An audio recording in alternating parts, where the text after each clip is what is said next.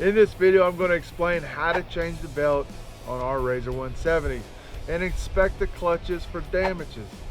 Stick around to the end, I'll give you a pro tip about your Rzr 170.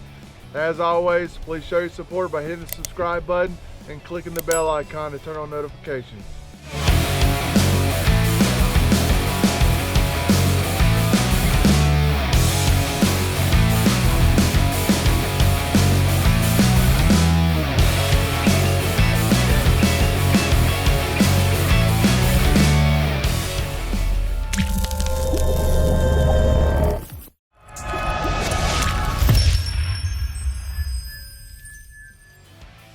First, things to know.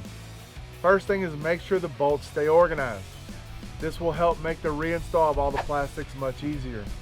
Now you'll notice on our machine it doesn't have the back cover. I took it off once for easy access to the air box and chain tensioner during a troubleshooting session, and ended up just not putting it back on because I feel like it looks the same without it.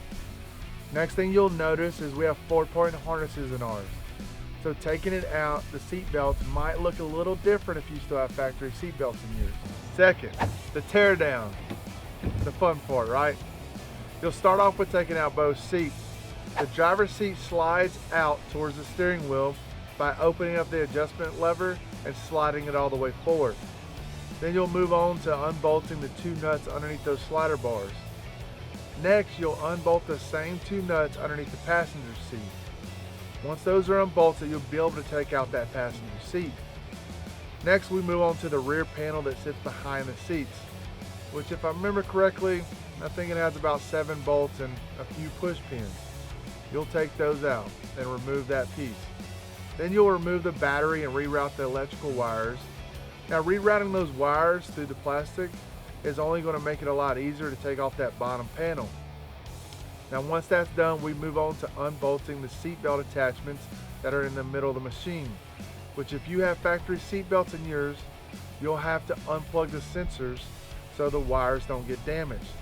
To locate the plug, simply follow the wires coming out of the seat belt to the first connection point and disconnect it at that point. Next, you will remove the push pins and bolts that hold down the bottom plastic panel.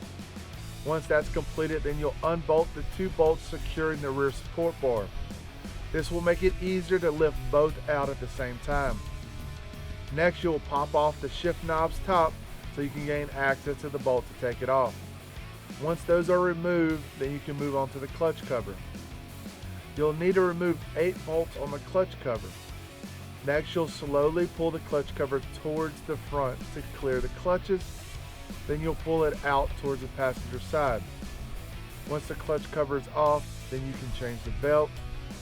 Be patient. I know it sounds easier than what I just explained, but it might be difficult because those shifter cables are over the clutch cover. Now the best way I found to change the belt is take the primary and secondary clutches off. This will allow you to inspect the clutches and make it easier to reinstall the new belt.